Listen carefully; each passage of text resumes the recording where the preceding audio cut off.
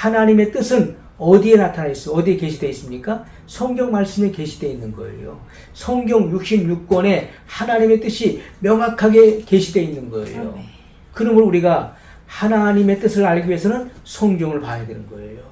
성경을. 하나님 말씀을 옳게 분별할 수 있어야 돼요. 바른 통찰력을 가지고 성경을 주의 깊게 봐야 되는 것입니다. 요한복음 10장 27절로 28절의 말씀을 보면 내 양은 내 음성을 듣나니. 자, 양은 목자의 음성을 언제 듣는 것이죠? 낮에 듣나요? 밤에 듣나요? 양은 목자의 음성을 항상 듣는 거예요. 항상 목자의 음성을 듣는 것입니다. 여호와는 나의 목자시니 라고 다윗이 고백했던 것처럼 우리의 목자는 예수님이시죠. 예수님. 그래서 예수님께서 내 양은 내 음성을 듣나니. 우리는 주님의 음성을 항상 들어야 되는 거예요. 그런데 주님의 음성이 무엇을 통해 들려옵니까? 성경 말씀을 통해 들려오는 거예요. 성령님께서는 이 성경 말씀을 통해서 우리에게 감동을 주시고 감화를 주시고 그리고 우리에게 말씀하시는 것입니다. 성경 말씀을 통해서 진리를 통해서 우리에게 말씀하신다. 왜냐하면 성령님은 진리의 영이시기 때문에 이 진리를 떠나서는 역사하시지 않는 거예요. 오늘날 많은 사람이 성령 사역이다, 기름 부음 사역이다 하면서 진리를 제쳐놓고 어떤 나타나는 현상을 주도하는 사람들이 많이 있잖아요. 그래서 잘못되는 경우가 많이 있는 것입니다. 우리가 성령님의 역사는 진리를 떠나서 역사하시지 않는 거예요. 항상 모든 현상들도 이 진리와 함께 역사되어져야 된다는 것입니다. 내 양은 내 음성을 듣나니 나는 저희를 알며 저희는 나를 따르느니라. 예수님께서 우리의 정체성을 낱낱이 다 알고 계시는 것처럼 우리의 마음의 생각과 의도, 내가 어떤 일을 행하기 전에 이 마음의 의도를 예수님은 정확하게 알고 계시는 거예요. 내가 무슨 의도를 가지고 이 일을 지금 행동을 취하느냐 하는 것을 알고 계시는 거예요. 또한 주님의 양들은 목자의 음성을 듣고 따르는 것입니다. 진리를 분별하고 따른다는 거예요. 내가 저희에게 영생을 주노니 영원히 멸망치 아니할 터이요 또 저희를 내 손에서 빼앗을 자가 없느니라. 누가 예수님의 손에서 나를 뺏겠습니까? 누가 뺏겠습니까? 마귀가 뺏을 수 있나요?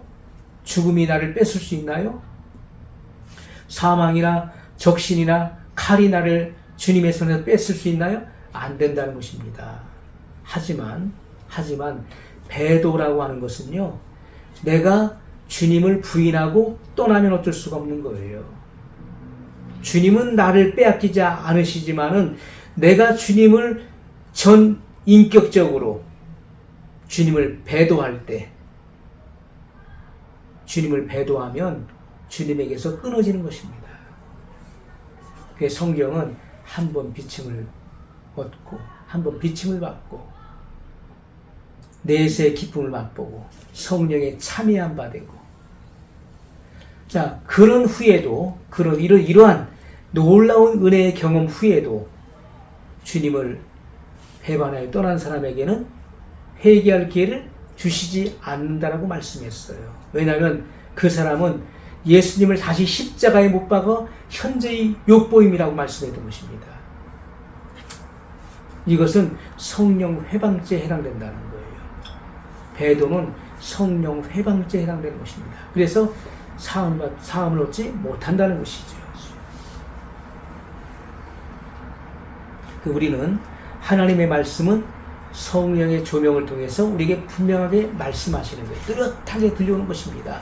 하나님의 뜻은 절대로 헷갈리지 않는 거예요. 너무나 선명하고 분명하게 조명되는 것입니다. 우리는 성경을 통해서 하나님의 뜻이 무엇인가를 알 수 있는 것이죠. 그런데 많은 사람들이 하나님 말씀 무시하죠. 하나님 말씀 무시해요. 그리고 내가 원하는 것들을 행하죠. 내가 원하는 대로. 그리고 막연하게 하늘의 복과 땅의 축복들을 구하지 않습니까? 우리가 하나님께서 모세에게 그 성막의 식양을 보여주셨어요. 성막의 식양.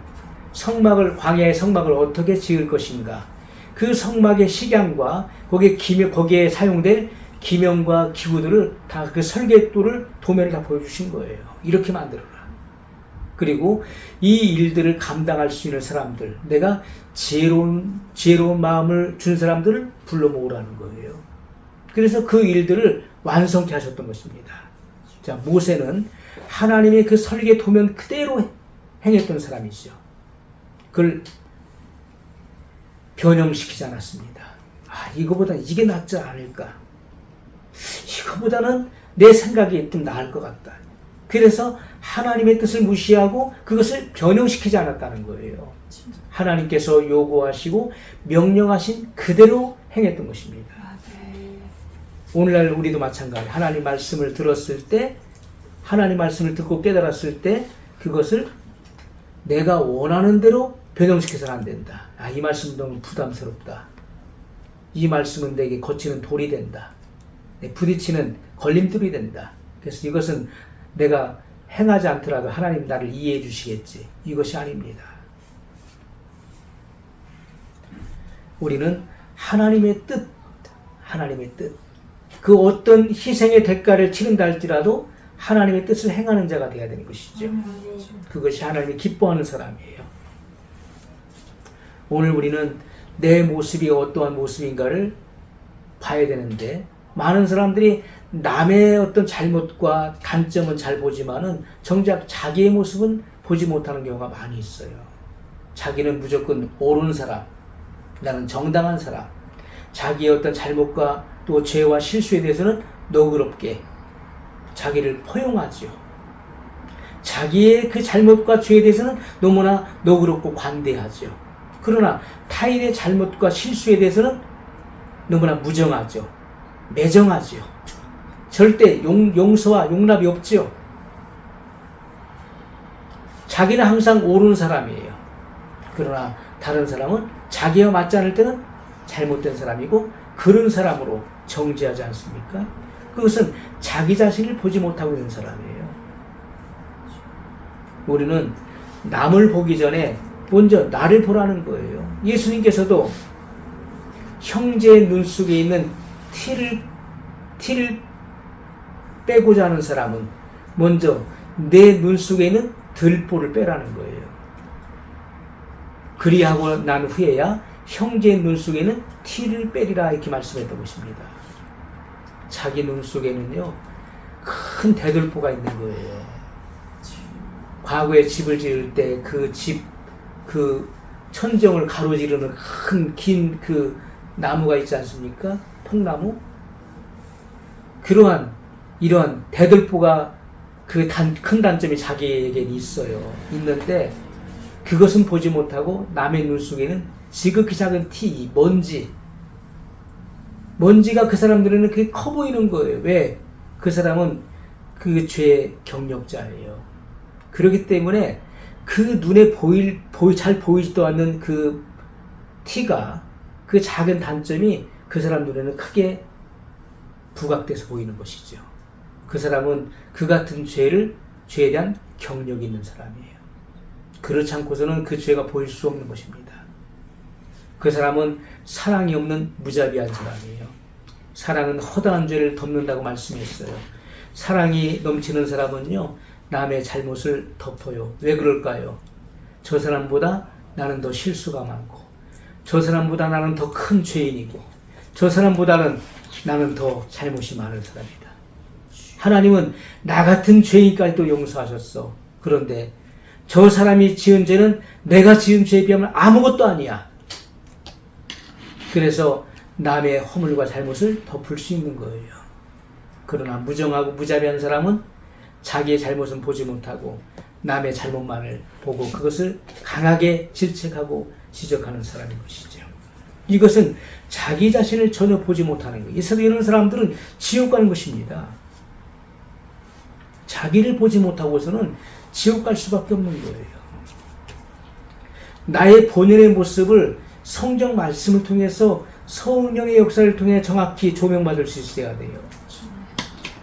오늘날 성도들은 어떤 메시지를 선호합니까? 죄를 포기하지 않고 또 세속적인 삶을 산다 할지라도 하나님은 나를 사랑하시고 나를 구원해 주신다고 하는 메시지예요. 내가 어떠한 삶을 산다 할지라도 내가 어떤 생각, 어떤 마음을 가지고 내가 이 세상에 전혀 열매 없는 삶을 산다 할지라도 하나님이 여전히 나를 사랑하신다. 그리고 하나님 나를 결국 구원해 주신다. 이러한 메시지에 사람들은 익숙해져 있고 이런 메시지를 갈망한다는 것입니다.